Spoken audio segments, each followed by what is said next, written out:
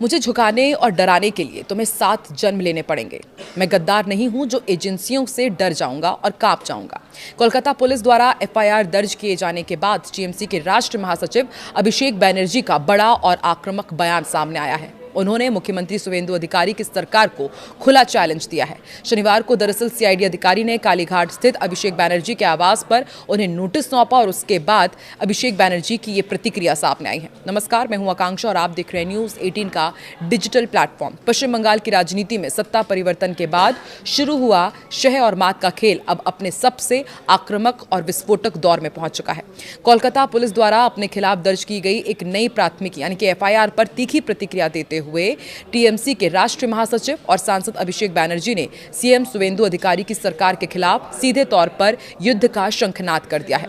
अभिषेक बैनर्जी ने बिना किसी डर के बेहद आक्रामक लहजे में मुख्यमंत्री सुवेंदु अधिकारी और भारतीय जनता पार्टी को खुला चैलेंज देते हुए कहा कि उन्हें झुकाने या डराने की कोशिश करने वालों को इसके लिए 7 बार जन्म लेना पड़ेगा। शनिवार को दरअसल सीआईडी अधिकारी ने कालीघाट स्थित अभिषेक बैनर्जी के आवास पर उन्हें नोटिस दिया।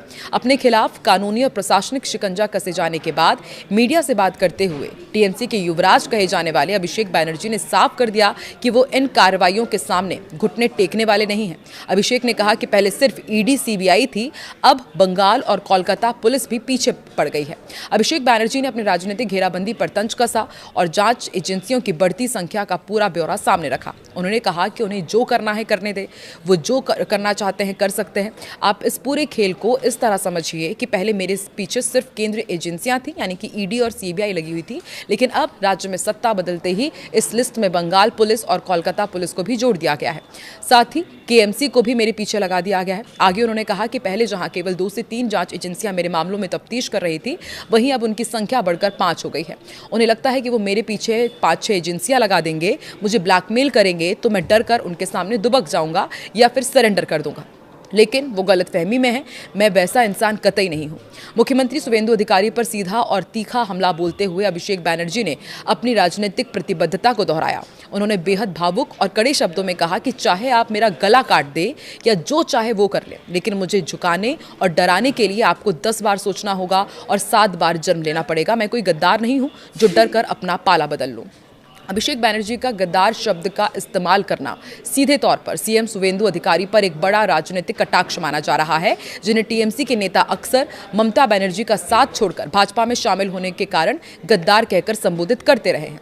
राजनीतिक विश्लेषकों का मानना है कि अभिषेक बैनर्जी का ये बयान बंगाल की राजनीति में आने वाले बड़े तूफान का संकेत है।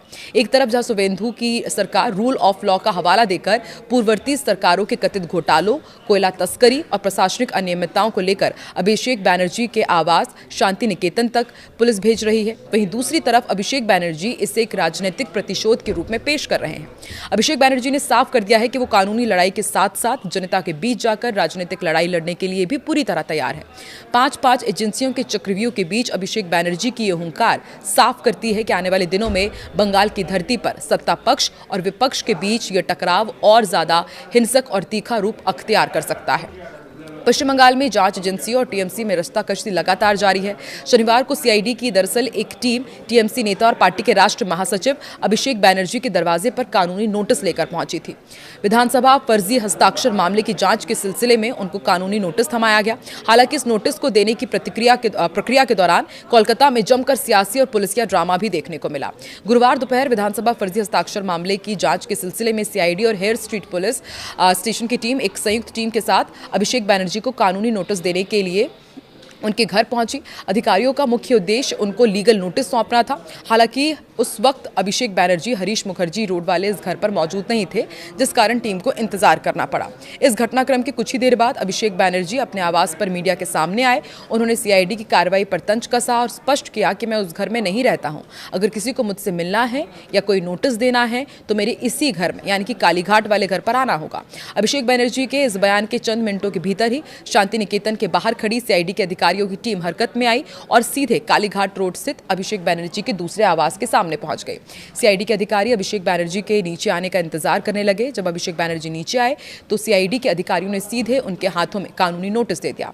नोटिस देने के बाद अभिषेक बैनर्जी ने जांच अधिकारियों की कार्यप्रणाली पर सवाल उठाए और उन पर व्यंग कसा और कहा कि जो अधिकारी इस मामले की जांच कर रहे हैं उन्हें ये तक नहीं पता कि वो पिछले 7 साल से कहां रह रहे हैं। मैं भी समझता हूं कि उन्हें अपनी नौकरी करनी है। मैंने अभी तक नोटिस नहीं पढ़ा है। उन्होंने आगे कहा कि नोटिस पढ़ने के बाद मैं अपने वकीलों से इस पर चर्चा करूंगा और इसके बाद अगर मुझे लगेगा, अगर मुझे पूछताछ के लिए उपस्थित होने के लिए कहा जाएगा तो मैं निश्चित रूप से जाऊंगा।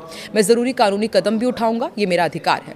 केंद्र और राज्य की एजेंसियों पर भी उन्होंने जमकर भड़ास निकाली और सीधे चुनौती दे दी कि अब तक केवल ईडी और सीबीआई मेरे पीछे पड़ी थी, लेकिन अब पुलिस और नगर पालिका भी जुड़ गए हैं। उन्होंने ये भी कहा कि हम उस मिट्टी के नहीं बने हैं जो डर जाएं। अगर उनमें हिम्मत और क्षमता है तो वो मुझे गिरफ्तार करके ले जाएं।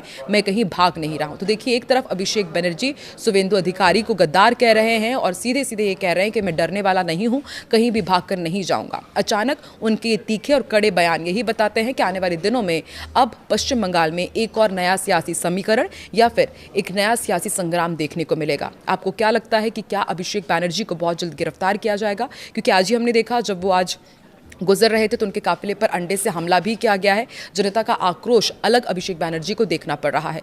हर एक ताज़ा अपडेट के लिए आप देखते रहिए News 18। नमस्कार।